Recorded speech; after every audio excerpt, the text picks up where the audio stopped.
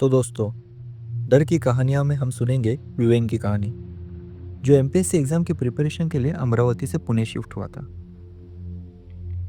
विवेन पढ़ाई में पहले से ही बहुत अच्छा था, इसलिए उसने सोचा एमपीएससी क्रैक करके गवर्नमेंट जॉब करो और अपने आगे की ज़िंदगी अच्छी तरीके से गुजरो। अपने मॉम डैड और अपने एजुकेशन को ही अपना भगवान मानने वाला विवेन असली भगवान में थोड़ा भी विश्वास नहीं करता था।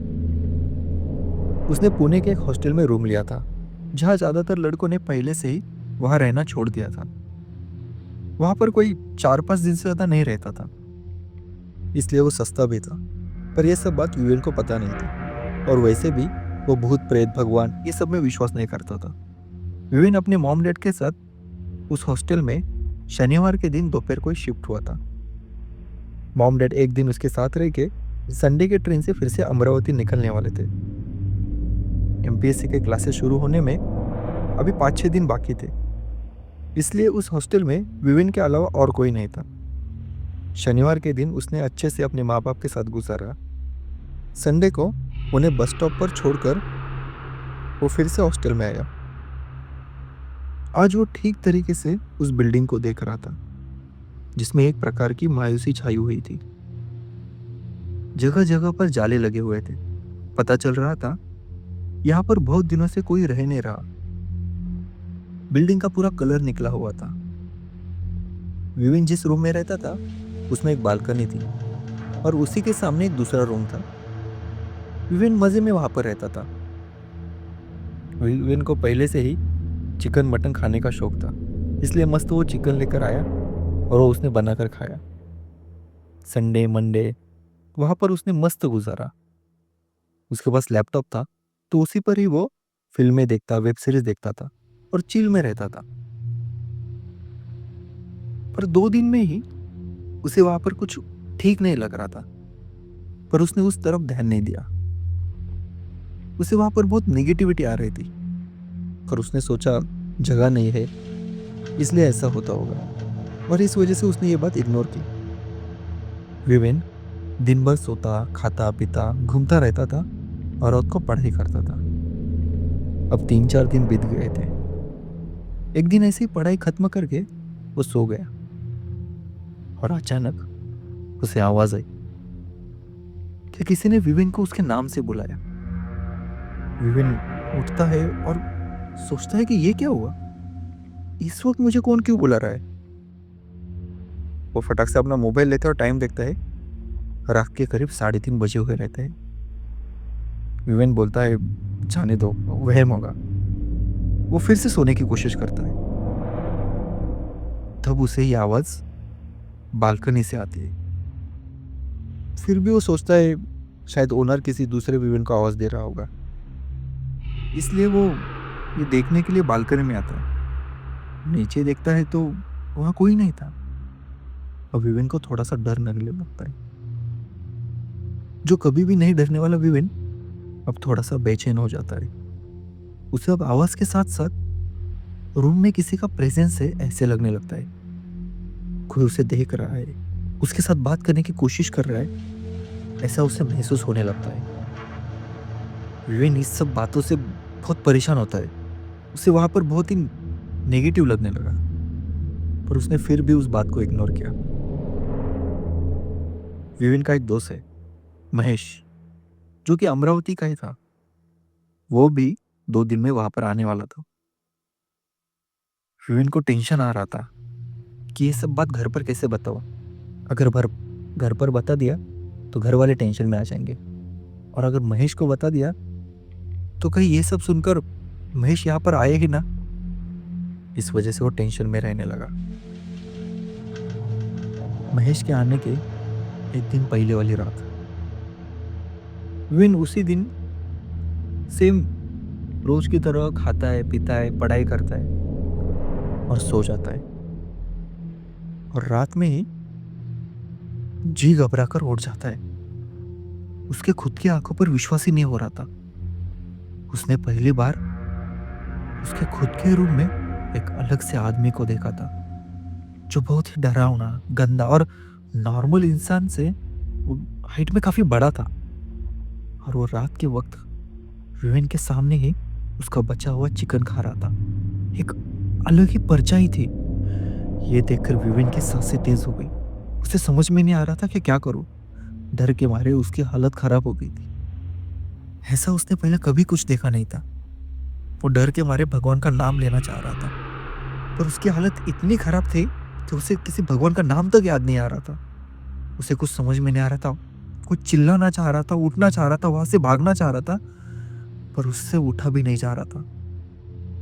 उसके सामने जो परछाई थी वो चिकन खाई जा रही थी। वो आंखें बंद करके वैसे ही उसे देखते ही सो गया, और वो कब गहरी नींद में गया उसे पता भी नहीं चला। सुबह जब उसकी आंख खुली तो फर्श पर चिकन के कुछ टुकड़े चिकन के कुछ टुकड़े बिखरे हुए थे। पर एक एहसास दिलाने वाली बात थी, ना ही वहां पर कोई परछाई थी, ना ही कोई आदमी था। तो उसे ये देखकर राहत मिली। वैसे तो वो बहुत टेंशन में था, लेकिन महेश आने वाला था, इस वजह से उसने कुछ दिखाया नहीं। दोपहर को ही महेश आ जाता है। महेश एक आध्यात्मिक लड़का था, जो अपने पढ़ाई से मतलब रखता था। अपने भगवान में, अपने पढ़ाई में और अपने खुद में वो व्यस्त रहता था। उसे कोई नॉनवेज वगैरह वो सब खाने का शौक नहीं था। तो वो लोग दोपहर में बैठते हैं, अच्छे से गप्पे वगैरह मारते हैं। आज भी सेम विवेक ने चिकन बनाया और खाया। महेश को वो हॉस्टल कुछ ठीक नहीं लग रहा था, पर वो उस पर इतना ध्यान नहीं देता। वो अपने पूजा पाठ, स्टडी उसी पर फोकस करता था। लेकिन जब से महेश वहां पर आया था, तब से विवेक को बहुत ही राहत मिली थी।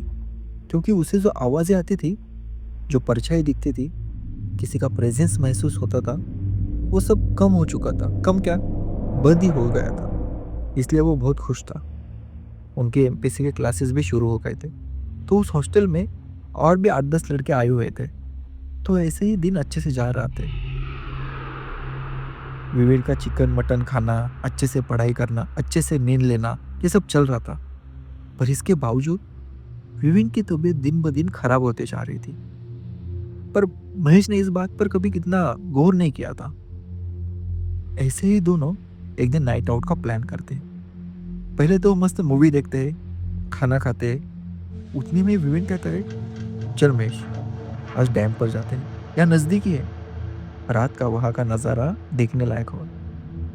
महेश के ना कहने के बावजूद दोनों बाइक से डैम जाने के लिए निकलते हैं। महेश बाइक चला रहा होता है और विवेक पीछे बैठे मैप देख रहा होता है। 1.5-2 घंटे हो जाते हैं, फिर भी डैम नहीं आता। तो महेश कहता है, चल यार, बहुत रात हो चुकी है, यहाँ पर ठीक से मैप भी नहीं चल रहा है, तो हम लोग रिटर्न ही चले जाते हैं। पर विवेक उसकी बात नहीं मानता और कहता है, अरे भाई आ गया, बस थोड़ी देर और ऐसे जिद करने लगता है। महेश भी सोचता है चलो नजदीक ही होगा, इसलिए वो मान जाता है। उनकी बाइक एक सुनसान से जगह से एक गांव में एंटर होती है। वहां पर एक झोपड़ी जैसी दिखाई देती है। तो विवेक कहता है, देख महेश, अगर तू कहता है कि बहुत रात हो चुकी है, तो हम आज की रात इसी घर में रहते हैं, और यहाँ के जो चाचा है ना, वो बहुत अच्छे हैं, वो हमें मना भी नहीं करेंगे। ये बात सुनकर महेश गाड़ी रोकता है और कहता है, यहाँ पर तो कोई झोपड़ी या कोई घर नहीं है, तू किस चाचा और किस झोपड़े की बात कर रहे है? और वो विवेन को जोर से आवाज देता है और कहता है, तू क्या नींद में बात कर रहा है क्या? महेश उसके हाथ में देखता है तो उसके हाथ में मैप भी नहीं रहता। विवेन ने अपना फोन पहले ही जेब में रखा हुआ रहता है, पर वो बात ऐसी बता रहा होता है जैसे पहले वहां बहुत बार आ चुका हो। लेकिन असल में देखा जाए तो विवेन की वो फर्स्ट टाइम रहती है।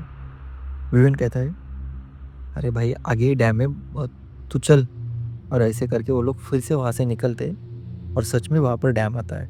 विवेन कहते हैं, देख मैंने कहा था ना आगे ही डैम है करके। वो लोग गाड़ी लगाकर डैम के नजदीक आ जाते हैं। विवेन कहता है, एक अलग ही शांत गंभीर आवाज में कहने लगता है, इस डैम की गहराई कितनी होगी?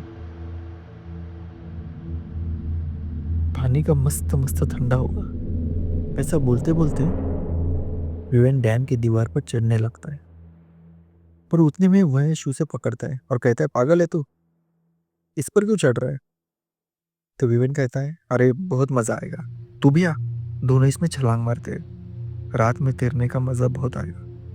महेश अब समझ जाता है कि विवेन नहीं कोई और है, क्योंकि विवेन कभी ऐसी बातें नहीं करता था। और वो उसे पकड़कर उसके कान में हनुमान चालीसा और बाकी मंत्र बोलना शुरू कर देता है, और कैसे तो करके उसे पकड़कर बाइक पर बैठाता है और उसे हॉस्टल लेकर आता है। दूसरे दिन सुबह ही महेश विवेन के घर वालों को कॉल करके सब बताता है। विवेन के घर वाले अमरावती में एक तांत्रिक है, उससे जाकर मिलते हैं और उसे विवेन की तस्वीर दिखाते हैं। तस्वीर देखते ही तांत्रिक कहता है, इसके अंदर एक बुरी आत्मा है और वो इसकी जान लेना चाहती है, और आज ना कल वो उसकी जान लेकर ही मानेगी। ऐसा अगर ना हो तो आप ये मंत्र उसके कान में बोलो और ये मंत्र किया हुआ पानी उसे पिलाओ, और सबसे पहले तो उसका नॉनवेज खाना बंद करवा दो। विवेन के पिता महेश को ये सब बातें फोन पर बताते हैं। महेश भी निडर होकर अपने दोस्त के खातिर जैसा उन्होंने बताया था वैसा करते हैं। धीरे धीरे विवेन ठीक होने लगता है। उसने अब नॉनवेज खाना भी छोड़ दिया है। क्लासेस के अभी 1 साल भी हो चुके हैं, फिर भी वो उसी हॉस्टल में रहते हैं। अब उसे यहाँ किसी बात का डर नहीं लगता, और उसके साथ क्या हुआ था वो विवेन को आज तक नहीं पता। वो जो कोई आत्मा थी वो उसके साथ ऐसा क्यों कर रही थी, इस बात का पता नहीं, पर उन्हें लगता है कि शायद उसके नॉनवेज खाने की वजह से उसे ऐसा होगा। तो दोस्तों, ये थी एमपीएससी क्लासेस करने गए विवेन की कहानी, जहाँ उसे अपने दोस्त की वजह से जीवन दान मिला। पता नहीं अगर महेश ना होता तो विवेन के साथ क्या होता। तो लाइफ में एक ऐसा दोस्त जरूर होना चाहिए जो कितनी भी डिफिकल्ट सिचुएशन आए पर अपने साथ खड़े रहे। तो दोस्तों, अपना ख्याल रखना।